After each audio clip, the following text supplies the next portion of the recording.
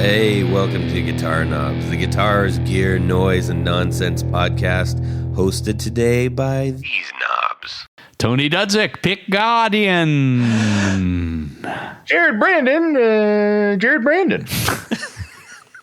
Because of Jared. Never gets old. Hey, everybody, it's me, Todd Novak. Welcome to the Guitar Knobs podcast. We are thrilled to death that you're listening to our show, Guitar Knobs podcast. Oh, my goodness. Yes, I love doing this. And I love doing this with these couple of jugheads here, too. Oh. Speaking of jugheads, there's a soft intro for you. Who do we have on the line right now? Is that my cue? That's it. Yeah. Post insult. My name is Steve. My name is Steve. Steve. Long-time listener, first-time caller. Yes. Mm-hmm. So the reluctant Mr. Steve Demedash is at this point in time unwilling to show his flying colors of Demedash Effects. And we're really thrilled that he's on the show again. He's been on before. Tony is right now going to check what episode that was. I will check on you. Because I can't keep track of them all.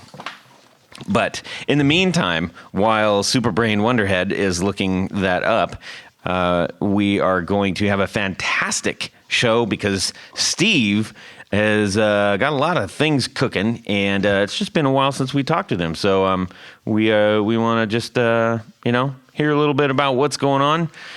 Steve is famous for. Go ahead and tell them what you're famous for, Steve. I love it. I love it. I make a delay pedal called the T120. I make a chorus analog modulation pedal called the T60, and a fuzz called the Spadola. I've been running a guitar pedal company for about 4 years. What about the preamp thingamabob? Preamp? That one's on the back burner right now. I like it, but it's been out. You've made it. You were known for it. It got a lot of great reviews. Tell them what it is. Just tell them. The 112 plus preamp. That's right. The thing is, it went through a crazy evolution. So from the time it was released to now, it is so different. So I kind of just put the brakes on it because I don't really want to continue making and pushing it until I kind of know what I want to do with it.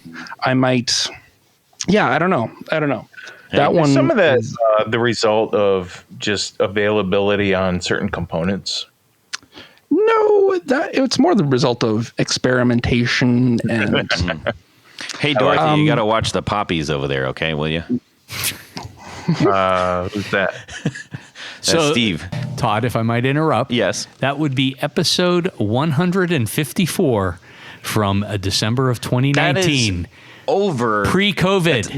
That's over 120 episodes ago. Yes. And speaking of 120, we discussed the Demedash T120. Yep. The 112 plus overdrive. Yep. And how Steve saved an owl. That is true. Oh, That's true. I remember that. You should. It happened to you. Well,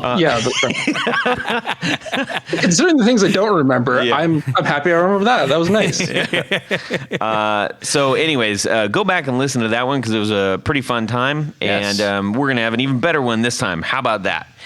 So let's find out what's going on. We got a couple of announcements. That's right. We're going to need to thank Rode Mics for hooking us up with this fantastic audio equipment. The Rodecaster Pro, the Procaster mics, and articulating arms. All the good stuff comes to us. Thank you. Indeed, Nick. Indeed. And if you are making content of any kind, I highly suggest you check out Rode. They are making fantastic products for all kinds of content making needs. You don't have to be a professional. You don't have to have a channel. If you're just making stuff, even if it's yourself. What if you make output? What? You really threw me off there. I was genuinely surprised. I didn't know what to say. How about a deliverable? Yeah, do that. Anyway, so thanks, Rode. I also wanted to share a real quick something here. We had, we've had a couple of giveaways as of late. Yes. Gave away a lovely hat from Gullet Guitar Co. And hat? I gave away two pouches of Honey Picks Swarm Variety Pack.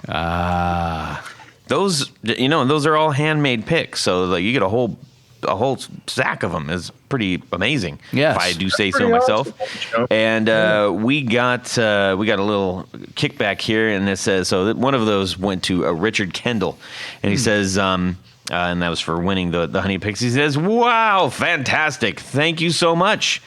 Just wanted to let you know your podcast is still a small sliver of joy in my sometimes very challenging week. Big hugs to you, Tony and Jared." Hope you're all doing well. Well, thank you so much, Richard. Yes. And we truly appreciate your support of our show. And, Yes, sir. We used to do giveaways to, just like we'd put it out on Instagram and be like, hey, we're going to do a giveaway. And then it would take an immense amount of work to filter down to people that weren't even listening to the show sometimes, which is, I'm like, no, not doing that. So Only the true believers. Yeah. So we've got Right. great supporters, and so I Absolutely say, we do. hey, if we get anything that we're going to give away, it's going to these people. So that's what we do. And if you're into winning some cool stuff and want to support a great show, that's us.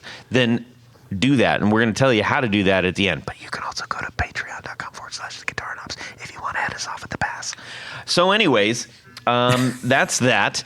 And let's find out what's going on in our music world this week. We're going to start off with Tanya Belansky sitting right across from me. And then we're going to check in with Steve Demedash up in Winnipeg. Good city. Canada. Good city, eh? Yeah. Okay, so in my music world this week, I was reminded of how frustrating making nuts can be for guitars. Oh, yes. So, Like the ones that hang off the back when you drive. Oh, guitars. Yeah.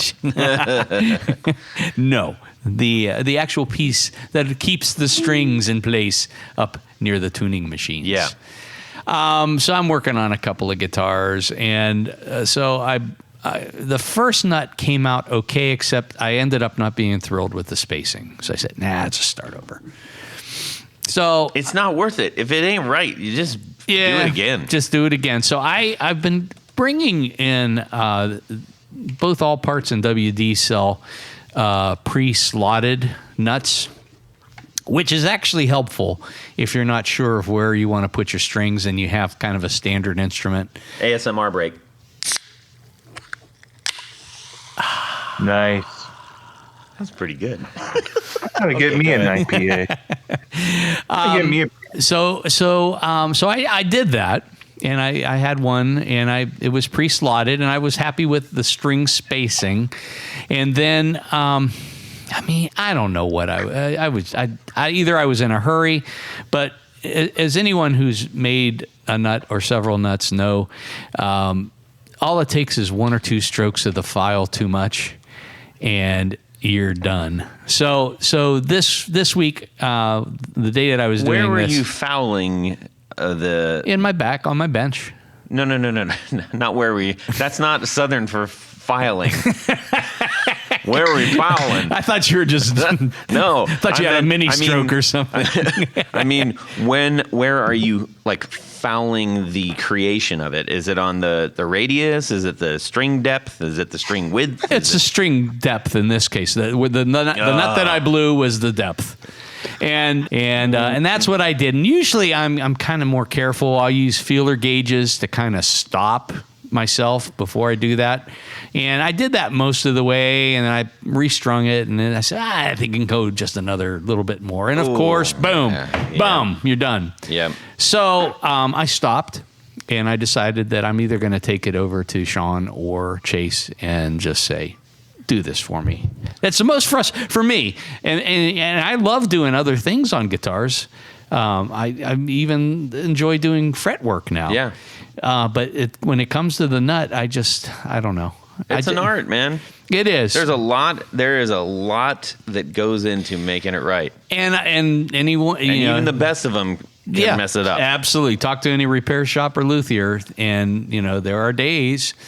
And sometimes it's the material too. So if it just a little bit You're soft doing a in bone one nut? spot. Yeah, I always use bone nut. Now, I have a question about necks. Yes. Okay, so I've got a guitar, and like I haven't strung it in a long time. It's probably been years. I put some strings on it, and it seems like the neck's a bit twisted. Is that just is that something you can undo, or is it kind of like when you kind of twist the chassis of a car, it's kind of like you can't really square it back up? It depends on how badly it's twisted. Generally speaking, if you get a twist, in other words, it's the neck twists in such a way so that it maybe like the lower strings are too high and the upper strings are too low. It's the upper strings are kind of like touching somewhere. Okay. Yeah. Truth be told, there's only one fix for that, and that is to take out the frets, replane the board, and start over.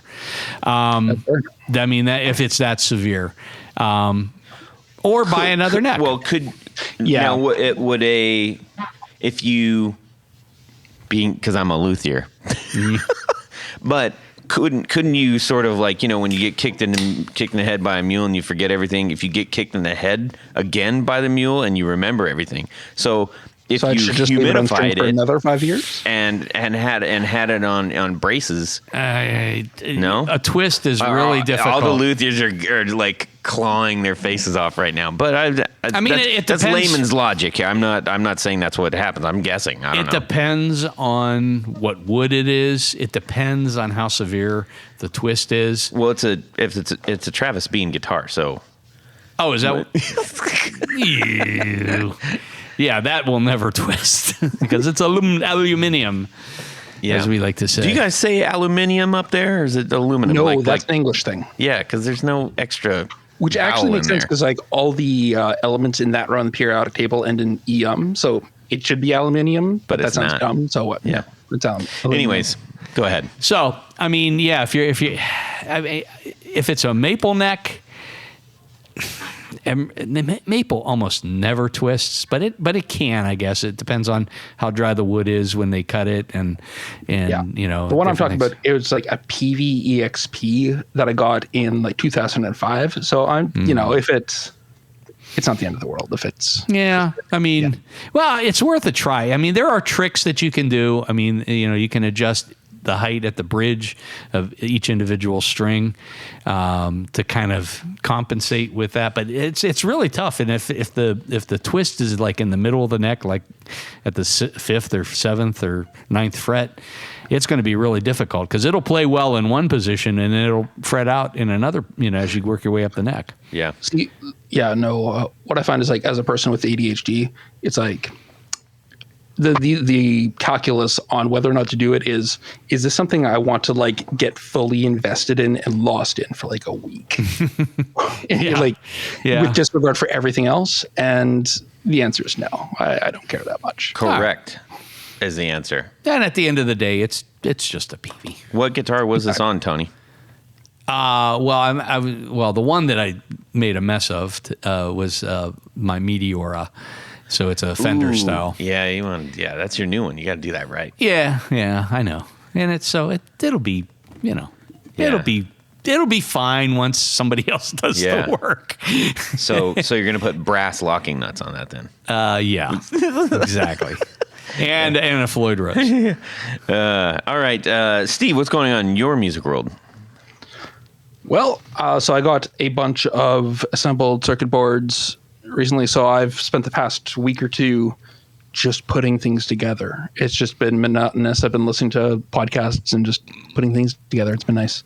But creatively, before that, I've got about 5 projects on the go right now. So that's nice. That's nice. With the parts shortage, it's tough to predict when they'll come out, but I'm hoping early next year for the first of them. Now, are you finding being in Canada that you're able to you have better access than if you were in the U.S.? No, it's the same, but with more expensive shipping. Yeah, so I had to restock on my printed shipping, the boxes I put the pedals in. Uh-huh. You do a nice job with those. Those look great. Thanks. Yeah, I designed I'd said them like 3 years ago. They're kind of an homage to an album I really like, the Titus Andronicus Local Business album. It's kind of like, cream script on a background. I really like that. So, and I kind of felt that fit with my brand. So yeah, like I really like them. I was thinking about doing a redesign, but honestly, there's nothing I would like more than how they already are. So fantastic film, by the way, Titus, starring Sir Anthony Hopkins. Incredible film. Like 95. I listened to this audiobook about the Spider-Man musical, which was directed by the same person who directed that film, I believe. Oh, that's the same person that did the all the art for the the Lion King the Lion musical. King yeah. For the actual musical. Jimmy Taymor or something? Yeah. Julie Taymor? Yeah. Wow. Yeah. That was a really weird tangent we just went on. Everybody's like, "What the hell? We're talking about guitars, you dummies!" Where did that start? Boxes?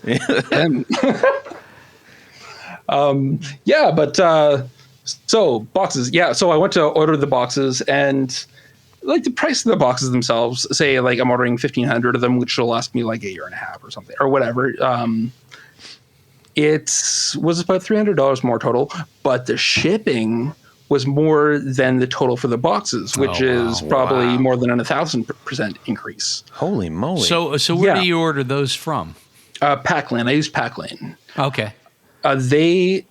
Boxes are weird because 1,500 is a small number in terms of a business ordering boxes, because people usually get boxes for like pizza boxes, which is you get like tens of thousands or something like that. But these boxes they're custom sized to fit in a mailer box, conveniently, so I don't need to use a lot of packing material. Right. Just need to use a bit of newspaper. I used to have to use more less environmentally friendly stuff, and I didn't like that, so I kind of designed it around so I could use more biodegradable stuff. But yeah, because it's custom sized and because it's not a huge number, it's not something a smaller printing business can do easily. Yeah. So I got a local quote, and the number was the same as the total for printing and shipping from Packlane, which kind of sucks. Like, it's like $0 for shipping, but to print it, it's super expensive. Literally twice as much. Yeah. So I hopped on a phone call with Packlane today. I scheduled a phone call for today, and I asked them to manually. They said they'd manually get a quote for me because it's automatic quoting. But it's crazy. Like, I don't know if it's a fuel price thing or what's going on, but things it could be like $300 for shipping for a pallet of boxes like that's taller than I am. But it was something like $2,000. Wow. For shipping. Wow. Well, so you just shared, yes, this is your plight. However, you just shared something that I think is a good reminder for people, especially those who are buying and who are, collecting or what have you. The prices that are set for a lot of pedals is like, these aren't giant companies. These are guys no different from you or I listening, who just happen to be making their living, or at least part of their living, on creating these pedals. So they're not getting like massive manufacturing breaks on materials. It costs it's costing a lot more to make things now. Oh, it absolutely is. And I'm trying not to increase prices. Like, I really don't want to. Right. But doing it for free isn't what you're trying to do either. I can't say I never will, because things are crazy. Like, the price increase is crazy. I'm just kind of trying to wait it out and see what the trend is going to be, if things are going to go back down. Yeah. But, it's kind of tough. Yeah. It depends. And availability is another big thing. Like, I have been putting in orders for microcontrollers. And so I put in an order about a month or two ago for microcontrollers that will ship in May 2023. Oh my God. Holy mackerel. Yeah. Wow. So I'm paying for them a year in advance. You have to, because if you wait until then, they're not going to be ready for another year or two. Wow. We're going to dip into that when we actually, talk to you a little bit more at length, because you kind of were edging out there towards some of the news that you have. So let's check in with Jared and swing by my neck of the woods, and then we'll get on with this thing. How about that? So the situation at the house is different now than it was in Ohio, because my wife now works from home. And when I work from home, I can't I can't just plug the guitar in and the amp really loud whenever I want, like I used to in Ohio, because I worked at home in Ohio. So when Heather goes, my wife, Heather, she goes to the gym during her lunch break. She'll go to the YMCA to, exercise or whatever, do the dance class. She doesn't like loud stuff, like loud anything. So I'll put on a record. So this is my strategy, what I've been doing. I'll put on a record that I think she'll like, and I just play along with that. I turn my guitar stuff on and I just play along with, like I had Milli Vanilli on yesterday, that record. And I was playing along with Blame It on the Rain and all the old hits from that era before they knew that the two guys were not really singing. But it's actually a great album if you like the old hip, the old pop rock stuff from back in the day. And so I was playing along with that. And when I was done, I put the guitar down. I went downstairs. I played this other side of the album, and she walked in just dancing and having a good time. And I'm like, man, it worked. Now I could do loud stuff, and she likes it. Now you just got to play along with Rain and Blood. No, that's right. Slayer. I think you need to put a little Al Green on. Yeah. How about you, Todd? Well, I had a lot going on that I was going to talk about, but what I switched up to talk about was last night I had just a fantastic audio treat and a visual treat. I know. Yes, I went to see one of my absolute favorite bands. Two of them. X. Well, I said one. Okay. One of them was X. And they are, I guess, famously known for their song Los Angeles, but have written tons of fantastic songs. Yes. And I've brought this up before, but Billy Zoom, who is the guitar player for X, it was a huge influence on me. And saxophone player. Yeah. And he had some pretty heavy surgeries and health issues. So he has to basically sit on a stool most of the show. And he made his sort of, he's famous for his wide leg stance with his sparkle jet and his silver Gretsch and just playing this fantastic guitar. And so now it's like that whole persona is kind of gone. He's still playing up there. John Doe's, who's the bass player, is just, kicking tail up there. And I've seen him since he's had this, and he was sitting down and everything. The last two songs, like all of a sudden he got off his stool and assumed the stance, and the place went nuts because everybody that was there are fans of X, and they know that's he doesn't do that really anymore. So that was it was a real treat because I felt like that was his connection with us out here. He's like, I know how important, I know why you're here, and I'm going to give that to you right now. And did he kick the stool? He didn't kick the stool, but he stood up there and he went as wide leg as he could, and he did his grinning and the whole night. It was great. And it's like, you could really feel like it was a back and forth love connection right there with the people in the audience. And then I got to see the Psychedelic Furs, who I absolutely love.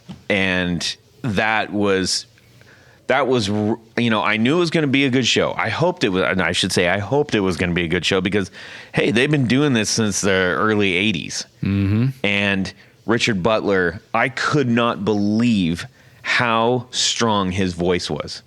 I mean, he sounded like the early albums, and there was no loss for over an hour's worth of show, and he was jumping up and down, and genuinely thankful. They do the song and they get the big applause back, and it was like he was getting it for the first time.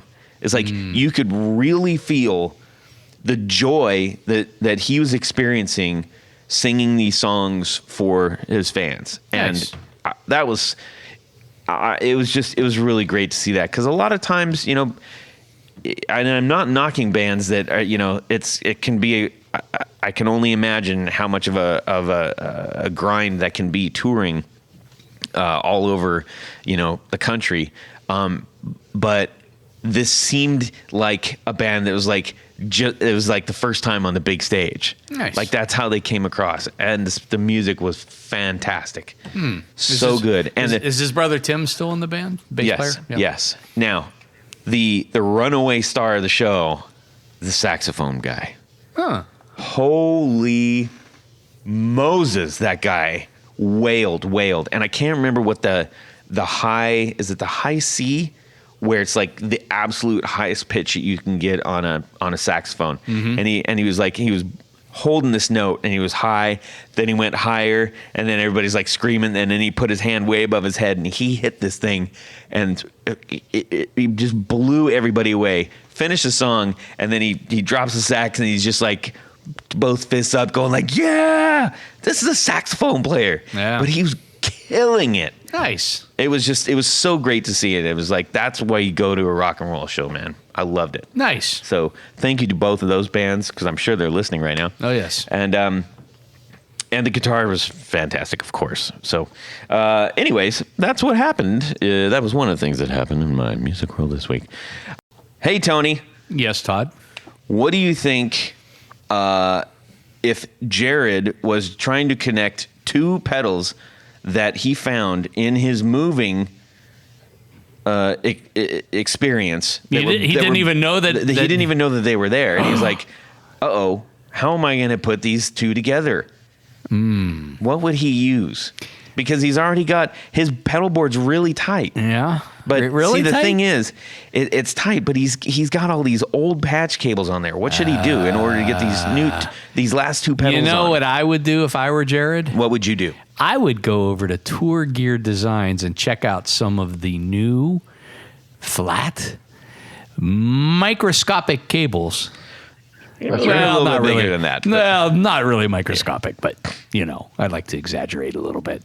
But the ends on these things are very, very small. The cable itself is very, very flat. Yeah. And it comes in just about any length that you would need and shape. It's got the S shape and the W shape. And just like Henry Ford, you can get it in any color like you want, So long as it's black. As long as it's black. There you go. Jared, do you like this idea? Will this help you out? It sounds familiar. I think I've done this before. In fact, I did. All I use. You're all ahead I of the use, game. gentlemen. That's it. That's all I use. If you want to be like Jared and get a lot more pedals on you can go to tourgeardesigns.com and load up your cart. Load it up. And you're going to be shocked at how much money you're not spending. Why? Then, because they're cheap. Oh. But they're fantastic. Right. But then you're going to go in the coupon code, you're going to put the guitar knobs, and you're going to save 10%. 10%. 10% on your order, and they come out real quick. Okay? Be like Jared. Yes. Be like me. Thank you to Tour Gear Designs for sponsoring our 4 on the Floor. Jared? Let me get a little bit of this. Not you. No. Jared's back. Let me show you how it's done. Okay. Let me get a little bit of this. 1, 2, 3. 4 on the floor. All right, Steve from Demedash Effects. What is your new and improved 4 on the floor? Okay, so this is pedals I'm confused by, which is what I've been using lately. Cool.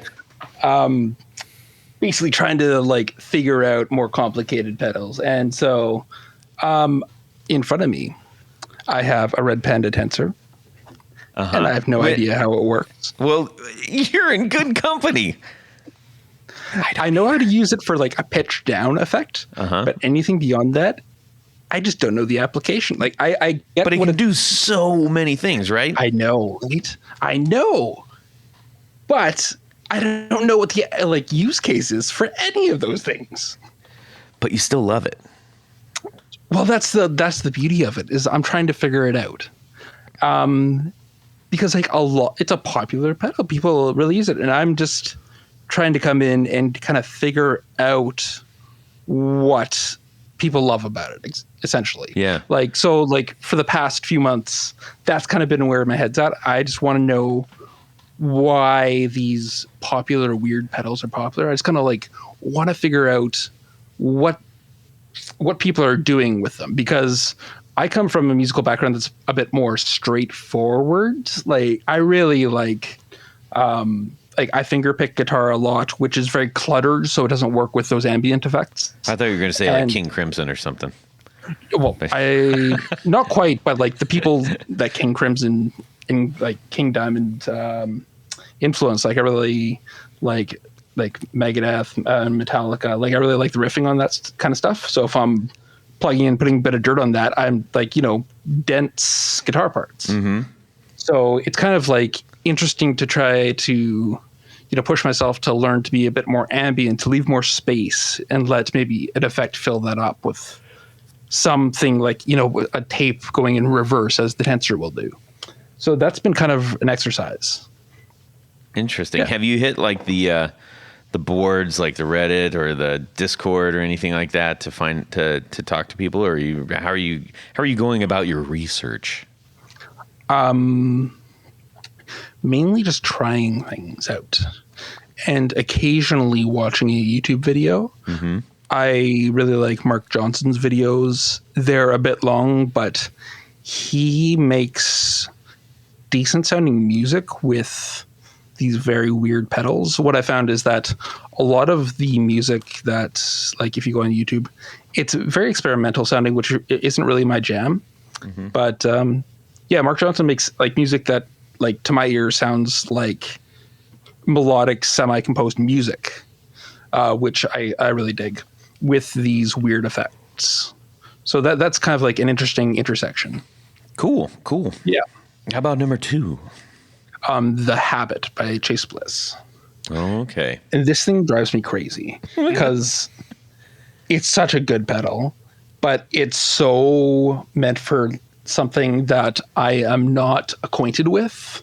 Like, it's very much for experimental, non-composed music and inspiration. For those that don't know what the Habit is, what is the core function of the Habit? So it's a delay pedal, but it also has a 3-minute memory in it. So it records what you're playing. It does your delay echo thing. And then you can use its controls to do any number of things with that 3-minute memory, from having it loop back around like a sound on sound thing to just having it randomly play back snippets while you're playing. And like the use case of that, I don't get, but right. Like there is a use case for it, which is the thing. So I'm trying to learn these things. And I find it very frustrating, but like in a challenging sort of way where you're kind of trying to expand what you're able to do. So I like that. Awesome. Yeah. Okay, cool. Number 3. Yeah. Number 3, let's see. We're going to go back to Red Panda with the Particle.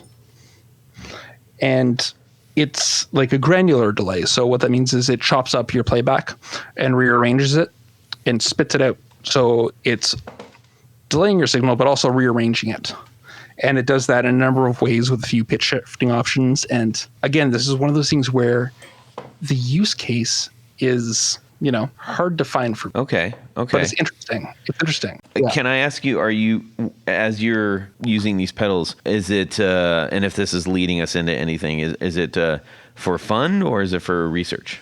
A bit of both. Okay. Just kind of trying to expand my musical horizons. Trying to get back into playing. I've been not really playing a lot for the past few years. Been more consumed by just building and designing, and I kind of want to get back into a creative headspace. So I'm trying to just try new things because what I found was I'm getting back to guitar. Like I signed up for a few lessons, so I go every couple of weeks, and there's a local guy. He's really cool, and we kind of hang out, and he shows me a few things and kind of work on stuff like my weak points. But I found as I'm getting back into guitar, with like my high point of playing guitar was like playing metal and kind of shredding and stuff. And I find myself gravitating towards that place, and I kind of want to avoid just going straight back into that. It's so easy to do that. Yeah, exactly. So I'm trying to use these like devices and learn about them that won't to go in a play different like direction, like to get to a point where I'm just as skilled as I was when I practiced all the time and played metal, but with a broader, more round musical aptitude, I guess. Right. Interesting. How about number 4? Number 4. Ooh. I guess the Zoya. Oh, jeez. I remember that one. This one's just on my board, and it just blinks, and it's really pretty, and I'm just scared of it. Yeah. Well, hey, I can't tell you how good that makes me feel because you created a highly functional and I won't say complex in a negative way, but your T120 is, I mean, it's one of those pedals is like that is a pedal that is not so simple. I have like a very defined approach to UI. I think it needs to be a certain way that I don't think would let me design something like the Zoya. Even, I mean, not saying that I have the aptitude. This is a crazy pedal. But my approach to UI is more like, if you just get the pedal out of the box, you should be able to put the knobs anywhere and it should sound good. And there should be enough in there to keep you learning for a good while. Like, you shouldn't be able to figure it out all in one day, but at the same time, it shouldn't be confusing. There should be like a massive depth without the intimidation factor. You should be able to just set and forget if you want to, but you should also be able to continue learning and finding new things. Well, and the point of the Zoya is that you're essentially, I mean, to a certain degree, creating your own effects in a bank of effects. So it is quite literally the polar opposite of what most of us buy pedals to do. Absolutely. And that's why that was one thing to make us feel like, wow, we're idiots. Very humbling experience. Yeah, it truly is. So if you are out there and you get it and you understand how to use it, holy moly, hats off to you. I feel like the Zoya is like a marketable thought experiment. Yeah. Like, there was like, I might be wrong about this, but I believe they said they just gotten off of designing a really intricate MIDI interface. And Steve was thinking, well, what if like we just had like different sections that just talk to each other in MIDI and just kind of like, put them together and let people link them however they wanted. And so it just seems like a really cool experiment that turned out really nicely. And even just like the UI, I wouldn't call it intuitive, but it is absolutely beautiful. It is, no doubt. And I mean, it is a bit of a marvel. And it just is, but it's a marvel that eludes myself and Tony and Jared. I prefer to think of it as a Rubik's Cube in a pedal. Yes. Yeah, totally. Yes. A Rubik's Cube that you can't see the colors on. With no YouTube and you're doing it with oven mitts on. With someone else's hands. Using a MIDI interface. Yeah. Anyways, well, that's cool. I appreciate you sharing. That's an interesting take on a 4 on the floor. I'm glad that you did that with us. As we're going to start talking about this is, by the way, everybody, this is the interview part of the show. We're going to talk to Steve about the things that he's been up to, which I did have a precursor call with him to determine, hey, what do we want to do on the show? And that's kind of what we wanted to talk about. Before we totally get into that, you mentioned YouTube and who you... at least one person that you said, I really enjoy this. I'm curious because I think that's one of the neat things. Like we all get influences from different things. We all gravitate towards different styles of communication or teaching or tips and tricks or inspiration or whatever. So I'm just curious. So are you getting, I guess, musical inspiration? You mentioned Mark Johnson specifically. Are there any others, not necessarily from YouTube or anything, that are doing that for you right now? Or any I bands? really like, and I always put the S in the wrong place on her name. Jenny Owens Young or Jenny Owen Youngs. I can't remember where the S goes, but like she's a great musician, and I wasn't actually aware of her. She bought a pedal for me in 2019. And it was the first time I'd heard of her. Then I was like, oh, she's got a blue check mark or white check mark, whatever it is on Instagram. And looked into her. It's like, I really like her music. So like, no, it's cool listening to that. Yeah, no, it's just like the stuff here and there. I don't know. Okay. Well, I'm not going to force the issue. Just curious if there was anything specific. I'm very weird. Like I listen to a lot of stuff, but like very surface level. Sure. Like I really like klezmer, like gypsy kind of swing jazz stuff. Yeah, that's great stuff. But so it's a little bit of everything. I've been listening to. I've been trying to learn a Megadeth solo recently. Oh my! The Lucretia solo, like Marty Friedman. The Lucretia's fantastic. Marty Friedman. Yeah. Oh, the guy's a beast. Yeah. And so like for the past week, I've been doing it like 50 BPM. It's like I've got it. Yeah, I've got it. Like all the weird phrasing. Yeah, I've got it down. And then I listened to the song today for the first time in like a week, and like this is comically fast. I'll never be able to do this. Yeah, yeah. And he does that weird like upside down hand picking thing. Oh, I'm not even aware of that. I'm just like really impressed by his like articulation. Most people are Vernon the same way that Vernon Reid played with his hand kind of inverted, so where the fingers are. Yeah, well, it's upstroke, but he's still. It looks like you're doing upstrokes, but he's doing downstrokes in that same position. So it's like this. Most of us have our hand sort of parallel with the strings, and his is twisted. Like if you turn the key, put your hand in. Everybody follow along. Put your hand in your picking position. Now turn the key so it's locked, and that's the hand position that Marty Friedman and Vernon Reid both play in. Like picking? Yeah. Interesting. So he's hitting it with the side of the pick. Well, their hand is just twisted so that it's almost like the pick is pointing straight up. It's bizarre. Check it out. If you're like, Novak, you're a bozo. What are you talking about? Go watch and you'll see. And maybe I didn't describe it perfectly, but I think I did a pretty good job, Tony. I agree. Okay, thanks. Anyways, well, Steve, so you have, on the I guess on the tail of creating some pretty fantastic pedals that got an awful lot of coverage and hoopla and all that business, and I'm pretty sure you did pretty well as far as like getting them moved out the door. You surely must be working on some new things, which we kind of talked about a little bit. And what can you share with us? Okay, well, I feel like I'm kind of like an open book about this stuff. Maybe more than I should be. I don't know, because like you don't see companies like talking about this stuff, but I don't really care. So it's like, yeah, no, whatever. So what I'm working on is I've got 5 projects on the go. 3 of them are not guaranteed to ever see the light of day. But two of them are. That was very hard for me to contain. I had a mouthful of bubbly water.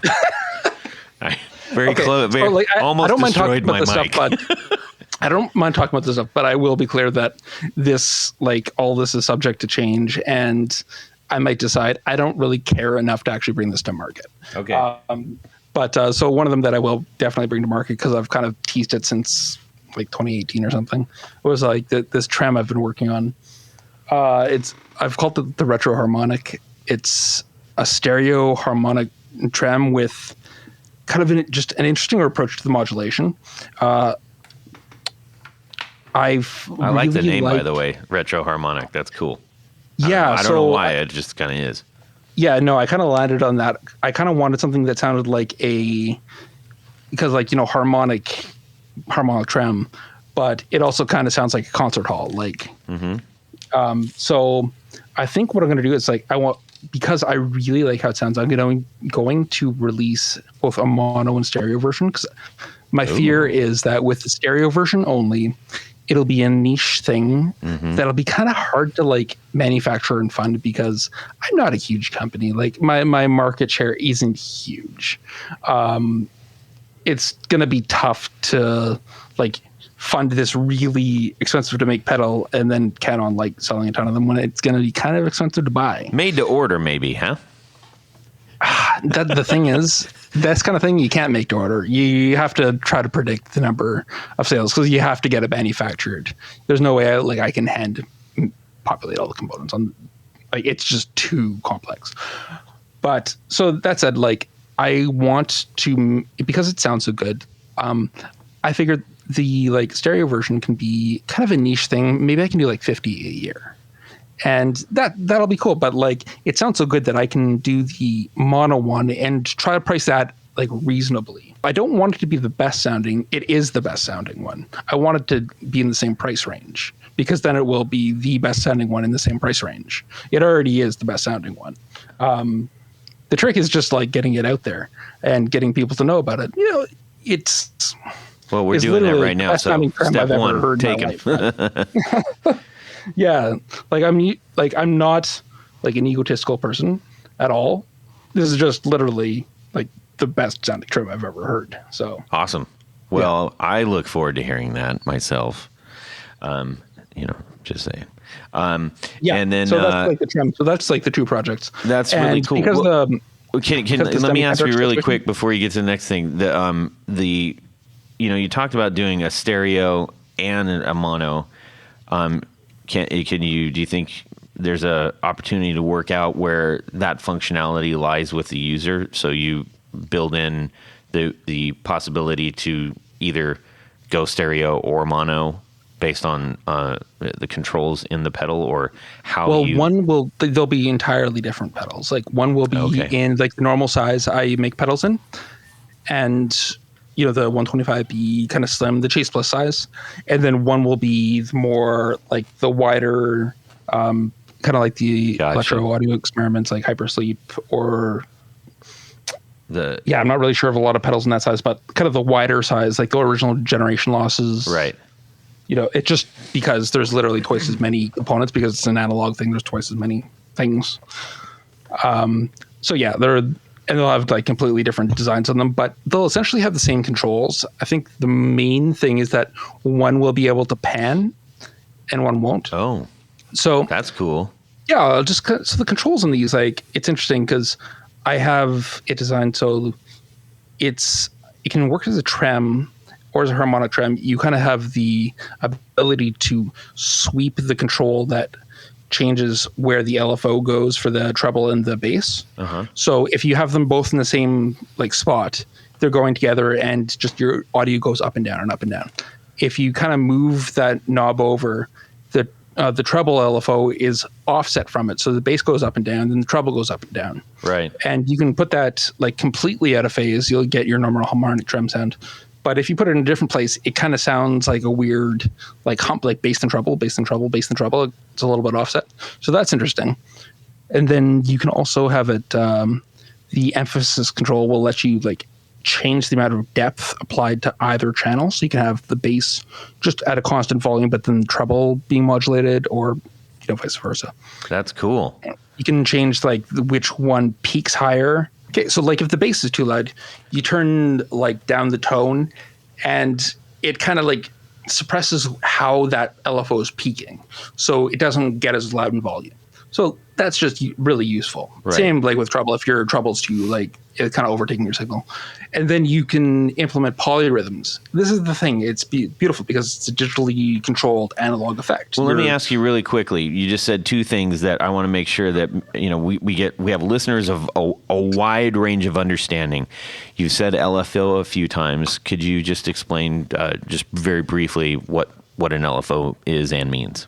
It's a low frequency oscillator. So in any chorus or any trem, you have like that up, down, either like pitch up, pitch down, pitch up, pitch down, or like volume in, volume out, volume in, volume out.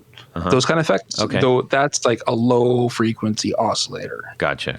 And then you said polyrhythms. Why don't you explain that really? So polyrhythms, so can I demonstrate this? I've got a prototype on my thing. Yeah, you can. Go ahead. Yeah. So this one's like a little bit noisy, but okay, so that's just normal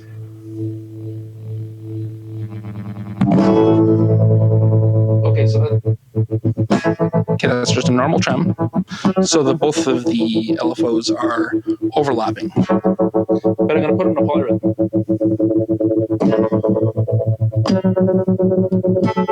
So you can hear there's kind of two rhythms going on there. Right, yeah.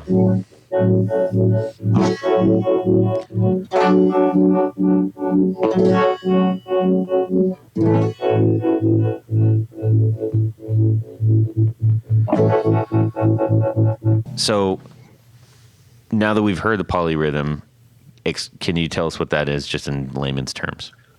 So the treble is going at a different rate than the bass.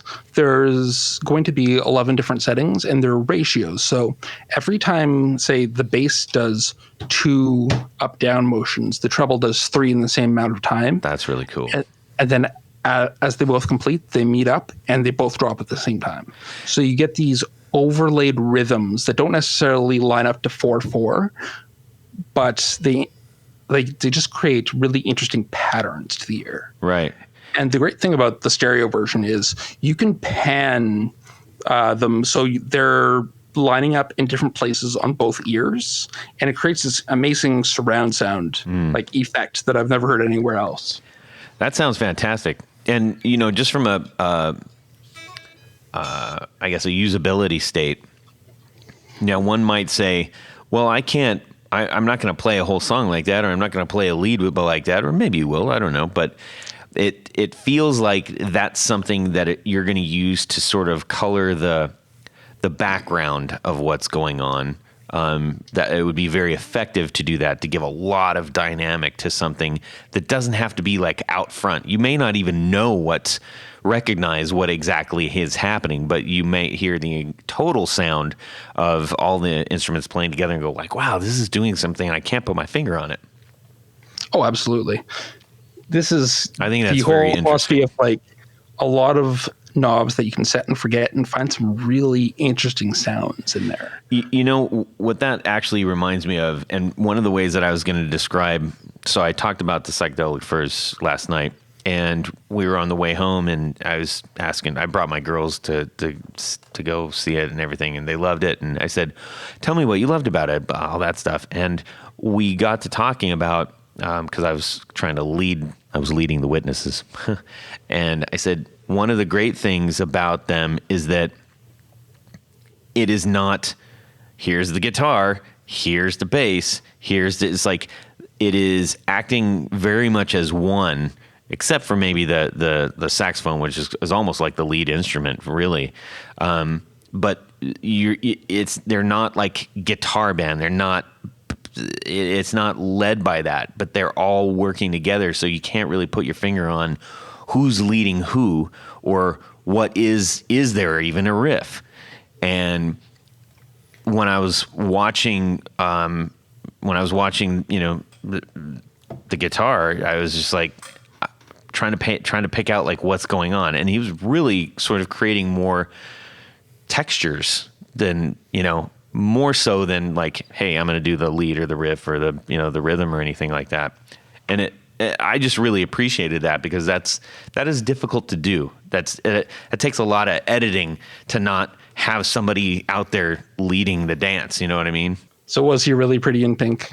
Well, I can't speak for whether he is pretty in pink or not. He's a pretty good looking guy. I will give him that. Rich Good is the guitar player for Psychedelic Furs. But so he was playing this, speaking of pink, he was playing a jazz master that was shell pink, that was revealing a little bit of sunburst underneath the shell pink, and also had a reverse headstock, like a small Strat style reverse headstock. It was an interesting guitar. Well, I wonder if he was like used to playing like a Firebird or something. He had a black one. He came out with a black Firebird, which was, I think that had banjo tuners on it though. Banjo. Yeah. Anyways, he also had a really nice Guild Starfire. That was really cool. That's nice. I like those. Can't beat a Guild Starfire. Yep. Anyhow, wow, massive diversion. But the point is, atmospheric music. So back to you, Steve.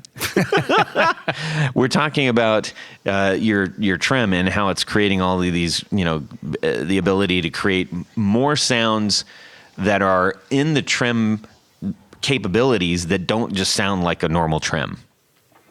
Yeah, I really like approaching things without adding. I don't know how to articulate this. I really like approaching an effect that exists already without adding a secondary effect to it, but kind of implementing the thing that's already there differently. Right. So say there's already a trem that has like an LFO. That's like a very old thing. There's thousands of them. But implementing that LFO with all these like neat ideas on how to control how it behaves. That I really like doing things like that. Like that really piques my interest. That's kind of what I did with the chorus. I did, kind of all the elements of a normal chorus are there, but the ways in which those elements can be controlled and they behave are different. Right. So yeah, it's kind of a similar approach. Interesting. So what else is cooking?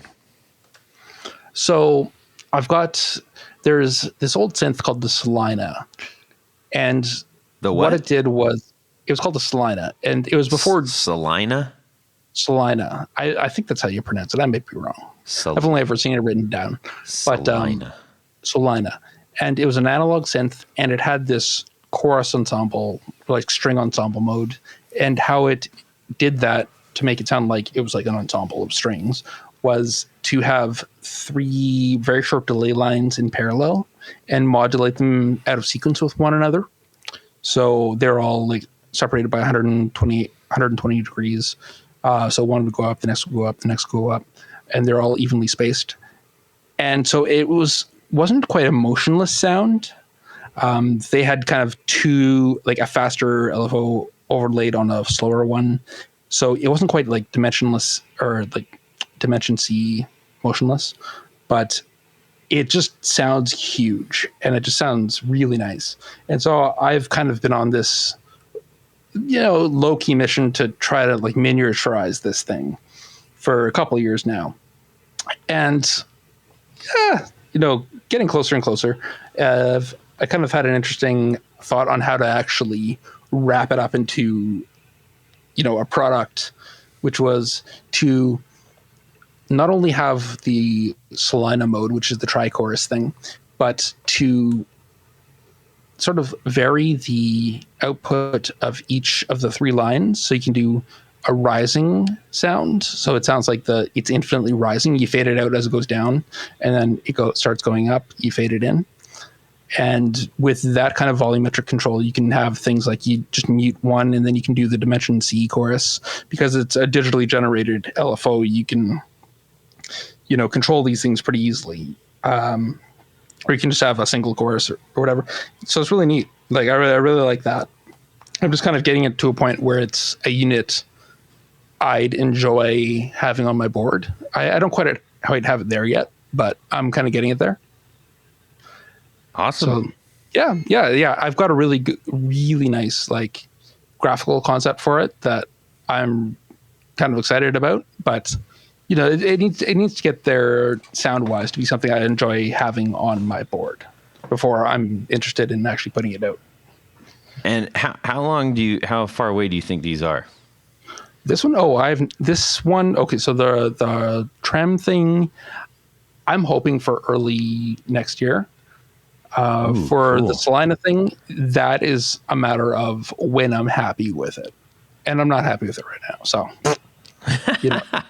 Well, that'll keep you busy anyways.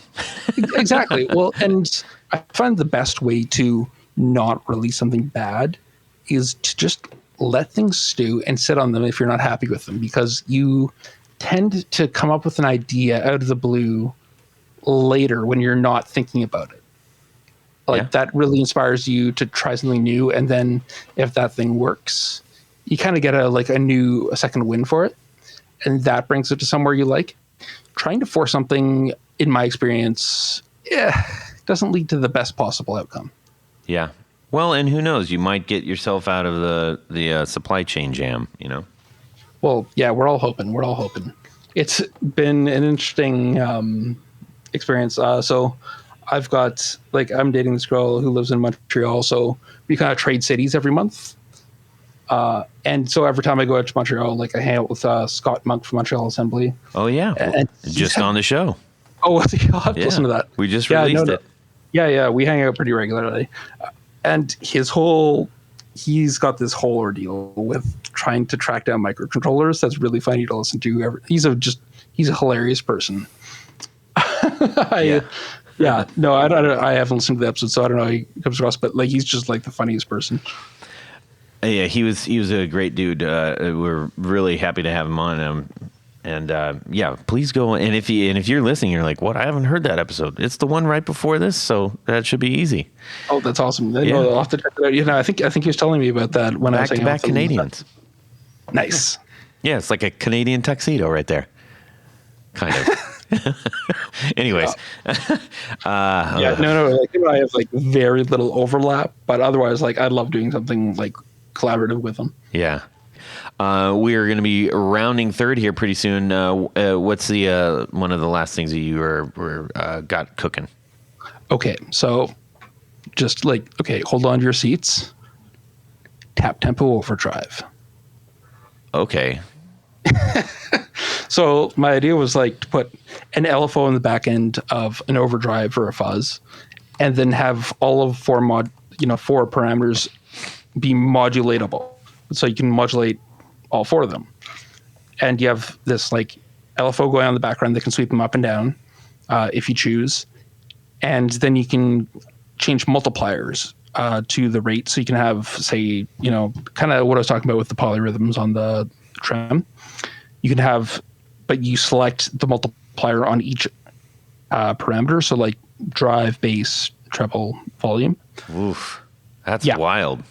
Yeah, so you can like create these weird patterns, and so with the Chase Bliss stuff, they've got the dip switches, which are a great way to implement parameters, but aren't a great interface, in my opinion.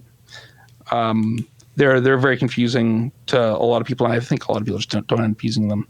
Which is not to slag on the implementation itself, because it's brilliant. Right. So like my kind of drive was to find a different way to modulate parameters.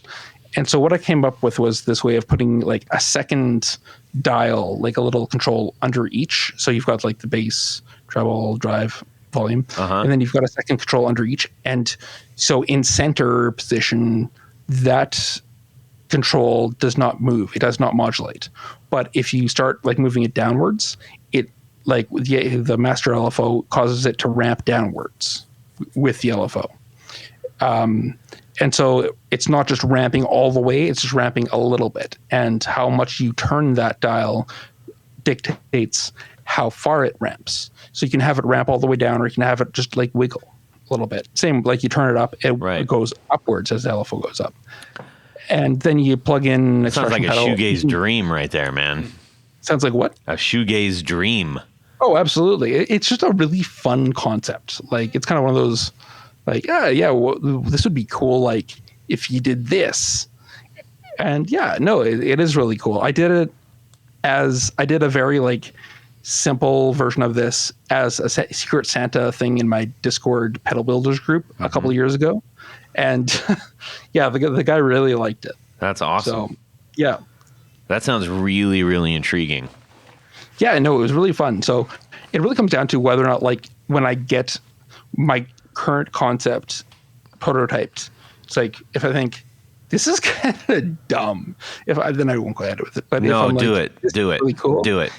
Don't listen to your inner voice. Do it. Listen to my voice. I never know until I actually hear it. This is why things take me so long. Because, like, I have these crazy ideas, but until I actually hear it, I don't know.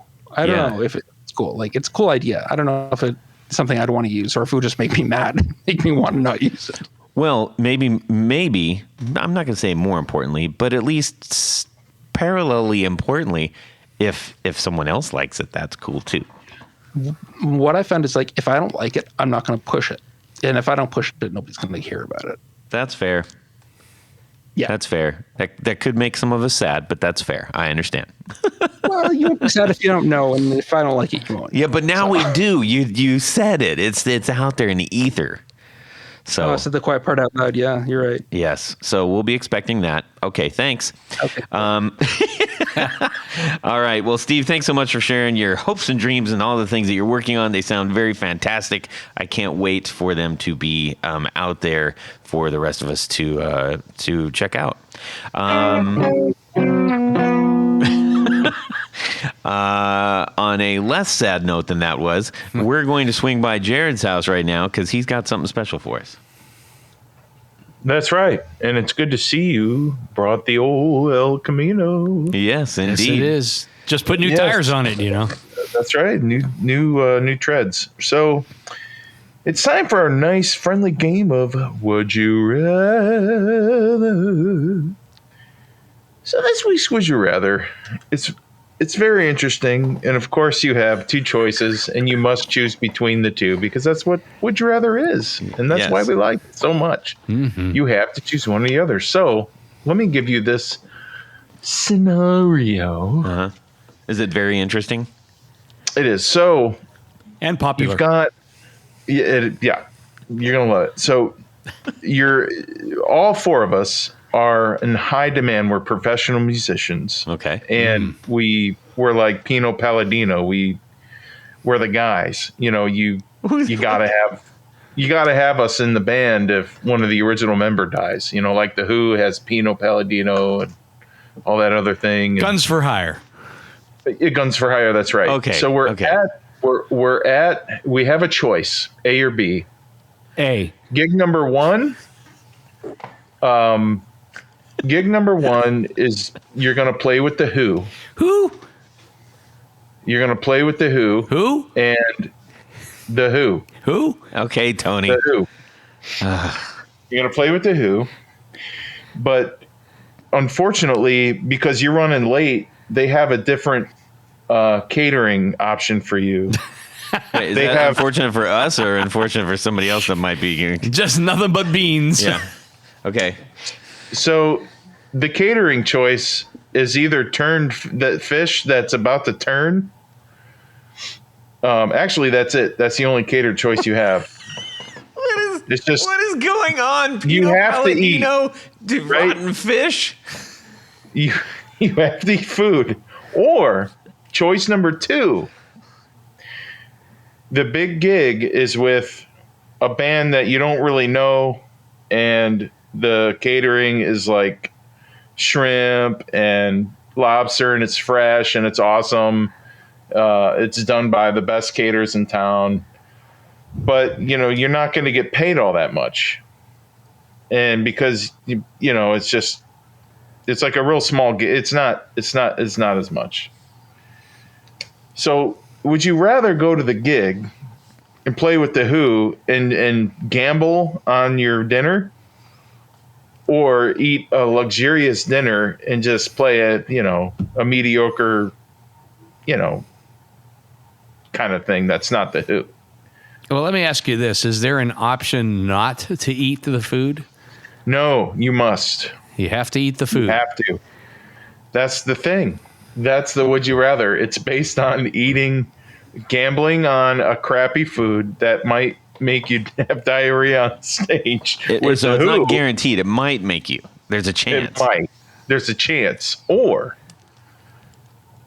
it's a Loctite guarantee that you're going to be fine and play with the band of nobodies that nobody knows who they are.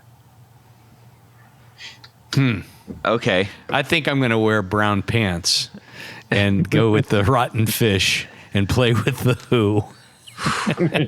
You're brave. Sorry it took so long to explain that would you rather, but I thought it was It's a really okay. good one. It's okay. Yeah, It's well, okay. Tony, you love the Who, so I do. I Yeah. do love the two. okay. So you're going with option A. the I'm Who. going with option B. The Who and the questionable with the food. potential diarrhea and possible food. Okay. Questionable food. All right. How about Jared? Yeah, I'm definitely going to gamble and play with the Who. I'm going to take the risk that I'll either crap myself on stage or throw up on stage, and if it happens later after the gig, then it doesn't matter. Who cares? You got to play with the Who. Who? Stop. That's right. Okay. All right. Fair play. Steve, what are you doing? Oh, I'm gonna play with the Nobodies. I'd have a much better time. Gotcha. I used to have this nightmare where I was playing Rain and Blood on stage with Slayer, but I wasn't beyond my actual abilities to play it, so I could only play it at the current speed I could play it. And so I was just like, guys, slow down, guys. Kerry King's King was not just into that. giving me this glare. Yeah. You want to know something really funny? Those who are familiar with Slayer, Kerry King is sort of like this, literally like a beast on stage, right? Oh yeah. I've actually ran into him a couple times out in the wild, but in Orange County, where I grew up, we were at Dave & Buster's, and I'm walking, and I see this. I see from far away. I'm like, I think that's Kerry King, and I'm walking right at him, and he's got his wraparound sunglasses. I couldn't tell where he was looking, and he didn't look like he really was into being there, and certainly did not want to be recognized and be bothered whilst and at the same time he was there. So I just kind of walked right at him, and I just kind of gave him a little nod, and he just, just the barest of nods. Like Dave & Buster's, metal god. Yes. Probably playing skee ball or something. No, he's just sitting there with his arms folded. He must have been waiting for somebody. But anyways, okay. So you're doing that route, and I think that this should be called the Who or the Who. Who? Because it's the Who. Yes. Or the Who with the question mark, because we don't know who they are. But they have good food. We should have set that up at the beginning. Oh well. I'm going with the guest Who. I'm going with the Who question mark, as we don't know. They're a relatively unknown band, but you know what I like about them? Right. They've got money enough for really good food. Yes. So I'm going with them because I do not want my legacy. Having had food poisoning from meat and fish many times, I don't want anything to do with that. Many times. Many times. Really? Yes. And yeah, the Guess Who is pretty awesome too, but they definitely did not fall in the band of nobody, so I couldn't use the Guess Who against the Who. No. How about Buckman Turner Overdrive? No. We're not doing that. Okay. That's the same Hey, Tony, we need to thank a few people. Well, Todd, we might want to thank a few people. Yes, we You need tell to. me. We need to We thank want them. to. That's right. Todd, at this point of the show, there's a special group of people that we love to thank. These are our executive producers. Our executive producers make this show possible. We love you. Now, if you want to figure out how to make this show possible, go over to patreon.com/The Guitar Knobs. Check out a couple different levels in which you can participate, become a sponsor, a patron of this very podcast. Yep. Each level comes with some very, very nice thank you gifts and giveaways. Did we mention giveaways? Oh, Got new ones coming up. New giveaways coming up. Yeah, it rhymes with Ur beer. Your Ur beer. Oh, You just think Uber really weird? Yeah. it's the Canadian For beer, pronunciation. Yeah. But in addition to all the great stuff, there's some wonderful things and the giveaways. Yeah, that's true. There's one thing more. Todd, what is that? You get to have the name on the thing. No. You get to have your name read on the thing. Yes. Thank you for that correction. Because if it was have your name on the thing, I wouldn't read them right now. But I'm going to read them just like this. So special thanks to these executive producers. Moon Guitars, Vader and Pedals, Drew Lopez, John Helverson, Rick Calhoun, Trevor Gunberg, Elad Mizrahi, Mike D, Richard Kendall, Mark Garton, Matt Hart, James White, Justin Jones, Anthony Gemalero, Bill Gola guitars, John Esterly, Anthony Lathrop, Stefan Lem, Michael Sanchuk, Ken Sayers, Doug Christ, Darren Gregory, John Anglin, Tom Brazen, Rusty Sneeden, Ralph Gottschalk from Wonderful Audio Technology. What? David Poe, Don Kloss, Gregory Randall, Brett Hogarth, Eric Hammer, Stuart George, not George Stewart, Stuart George, all the way from Wales. But Todd, stop interrupting me. Ruffle and bustle. Because there's another special group of executive producers. These are the creme de la creme. We call them our grand poobahs. They right. get all the neat stuff and then some. And actually, they have a fez that they wear upon their heads. And they have to wear it while listening to the podcast. So I hope everyone has their fez on. While sitting in a vat of orange jello. Orange jello. Ooh, that sounds like it might be a nice summer treat. So special thanks to these grand poobahs. Tommy Manasco, Ricardo Iguareda, David Kaminga, Brandon Wound Pickups. That's right. Hex Matos, Michio Murakishi, Bob Crouch, Jack Cadian, Sam Jett, Tyler Rhines, LSJ Music Company, John Williams, James Pennington, Adam Johnson, Steve Keys, Cody Foster, Science of Sound, Brian Robinson, Jonathan Jerusik from 12th Hour Devices, TikTok, your clock is running, Corey Nigro, Michael Van Zant, Tim Nowak, Jonathan Daly, Martin Cliff, Sean S. and Eddie Serratos. Thank you. Indeed. All of you are so important to us. Truly, thank you so much. And yes, we've got more giveaways. And by the way, if you've got gear that you want to get in people's hands just because you feel like it's a nice thing to do, please give us a holler, and we will make that happen for you. And if you got stickers and things and pics and other promotional items that you want to go out, we want to put that in the boxes that go out to the people that are signing up. Let's do it. All right. We need to say a ginormous thanks to Steve Demedash. So thanks ginormously, Steve. Steve! Yeah. You're welcome. You barely squeaked that one out. Todd, I was wondering, where could people go to find things about Demedash products? Well, let me tell you, as soon as I ask Steve here, Steve, where can people find you? They can go to hell. No, they can look up my name online. I mean, it's a pretty unique name, so. Yeah, I've got a website and everything. Website, Instagram, the whole 9 yards. Yeah. Demedasheffects.com. It's DEMEDASH. Perfect. Sweet. Effects, like the word, .com, like a website. Yep. Word. And if you type that into an internet browser, 90% of the time it'll take you to my site, and the other 10% of the time you probably spelled it wrong. Try again. All right, Tony, where can people find you? Yeah, just head over to pickguardian.com. Check out some of the things that I do that I have available for sale. What I do mostly, though, is custom work. So shoot me an email. Let me know what you need, what you're trying to do, and I will take good care of you. Pickguardian.com. Fantastic. And Jared?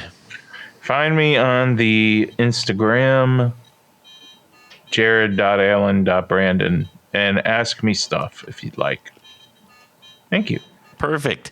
You can send an email to me, Todd at theguitarknobs.com. You can also DM me on Instagram at guitarknobs. And if it's addressed to any of the other fellas or all of us, I definitely share everything. We would love to hear from you, what's going on in your music world, what you like or even hate about the show. And also your would you rathers. Please send those our way. Yes. We've got fantastic guests coming up for you in the next several weeks. I'm very excited about our roster. Thank you so much to all of you who are continuing to listen. And if you're brand new, thank you for your brand new listenership. We're going to say a final thank you to Steve. Thanks, Steve. Thanks, Steve. And have a fantastic guitar week and subscribe. Oh, yeah. Yes, Uncle Baloney. Answer me when I talk to you. Yes, Uncle Baloney. Yeah, it's an art, not a science, though. So Yes. yeah, we'll see. Except with some science. So, Yeah, there's some science in there, actually. Yeah. hey, Steve. I don't think. Okay. Todd is the microphone cop of the podcast. Mike Cop. Yeah. How's this? That's actually worse. Fantastic. Steve. Montreal Assembly.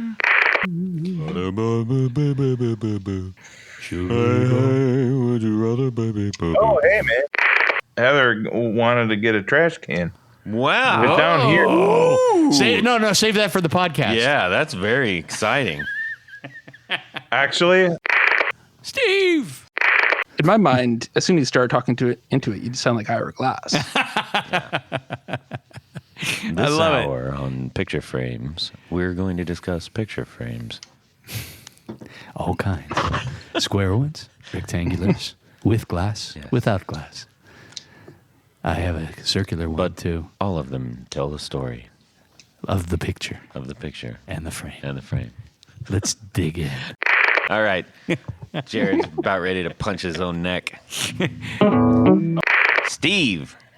Either you or Steve are clicking something. Either you're clipping your tongue. I am clicking on purpose knew to see it. if you would get it. Like we say both route and route. Steve, you're back. I'm back. You're front, too. Steve. I just want to be Jared Brandon. I mean, I'll be Jared Brandon twice like I always am. That's fine. Steve. How does all of this relate to picture frames? I don't know. I've lost. I just got fired from NPR. Well, that's it for these knobs. Please visit our Patreon page at patreon.com/theguitarknobs. Visit our website at theguitarknobs.com for all of our past episodes, 4 on the Floor blog, and other good stuff. You can connect with us on social too at our Facebook page and share your gear and stories on our Facebook group. Also, be sure to check out our Instagram at Guitar Knobs. Catch you next time.